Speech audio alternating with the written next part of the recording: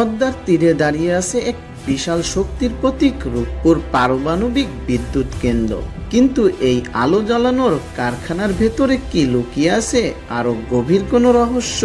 বাংলাদেশ কি সত্যি পারমাণবিক শক্তির এমন এক দ্বার খুলে ফেলেছে, যেখান থেকে বোমা তৈরি সম্ভাবনাও জন্ম নিতে পারে, নাকি সবকিছুই আটকে আছে এক অদৃশ্য অটুট দেওয়ালের ভেতরে? প্রযুক্তির সীমাবদ্ধতা, আন্তর্জাতিক নজরদারি আর গোপন চুক্তির জালে ঘেরা এই প্রকল্পের ভেতরে রয়েছে এমন কিছু সত্য যা আপনাকে অবাক করবেই। আজ আমরা সেই অজানা সত্যের মুখোমুখি হব, যেখানে আলো আর আতঙ্ক, উন্নয়ন আর নিয়ন্ত্রণ সবকিছু মিলেমিশে তৈরি করেছে এক বিস্ময়কর বাস্তবতা। পদ্মার পারে ঈশ্বরদীর আকাশ এখন এক নতুন স্বপ্নের হাতছানি। রূপপুর পারমাণবিক বিদ্যুৎ কেন্দ্রে বাংলাদেশের ইতিহাসের সবচেয়ে বড় এবং ব্যয়বহুল এই প্রকল্প নিয়ে দেশবাসীর মনে যেন এক বিশাল গর্বের জায়গা তৈরি হয়েছে, তেমনি আন্তর্জাতিক মহলেও সাধারণ মানুষের মনে উকি দিচ্ছে এক রহস্যময় প্রশ্ন: বাংলাদেশ কি এখান থেকে পারমাণবিক বোমা তৈরি করতে পারবে? দশকের পর দশক ধরে যে স্বপ্নটি কেবল কাগজের কলমে সীমাবদ্ধ ছিল, আজ তা 2.4 গিগাওয়াট ক্ষমতার এক বিশাল বাস্তবে রূপ নিয়েছে। কিন্তু এই বিশাল স্থাপনার আড়ালে যে প্রযুক্তি কাজ করছে, তা কি আসলেই ধ্বংসের পথে যাওয়ার সুযোগ রাখে? আমাদের কাছে থাকা তথ্য প্রমাণ বলছে এই পথের শুরুতে রয়েছে এক বিশাল প্রযুক্তিগত দেওয়াল।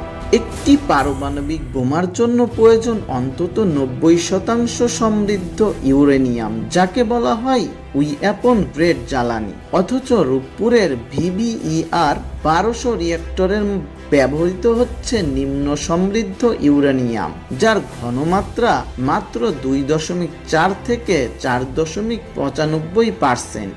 অর্থাৎ জ্বালানিগতভাবে এটি বোমার পথ থেকে বহু দূরে।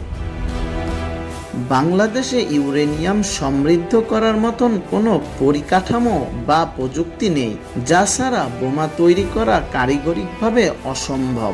এখানেই শেষ নয়, গল্পের আসল টুইস্ট লুকিয়ে আছে রিঅ্যাক্টরের ভেতরে উৎপাদিত প্লুটোনিয়ামের চারিত্রিক বৈশিষ্ট্যে।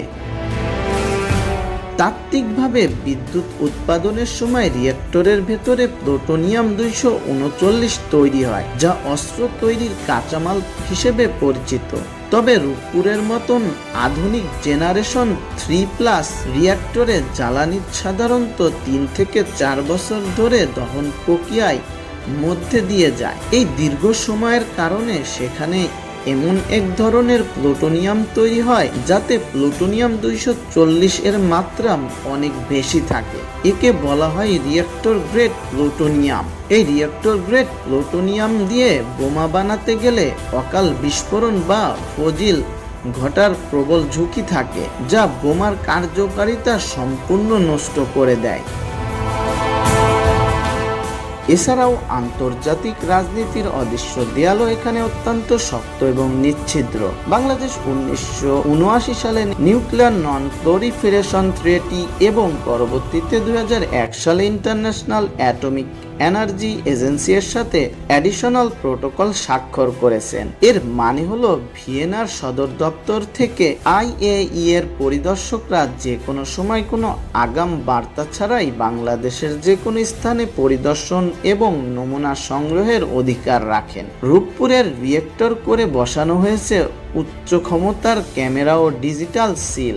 যদি কেউ গোপনে জ্বালানি রড সরিয়ে নিতে চায়, তবে সেই ডিজিটাল সিল ভাঙার সাথে সাথেই ভিয়েনার বিপদ সংকেত পৌঁছে যাবে। এমনকি রিঅ্যাক্টরের ভেতরে নিউট্রন প্রবাহের পরিমাণ সেন্সর থাকে, যা থেকে বোঝা সম্ভব যে রিঅ্যাক্টরটি স্বাভাবিকভাবে চলছে নাকি অস্ত্র তৈরির উদ্দেশ্যে বারবার বন্ধ ও চালু করা হচ্ছে। কিন্তু সবচেয়ে বড় চমকটি লুকিয়ে আছে বজ্র ব্যবস্থাপনায়।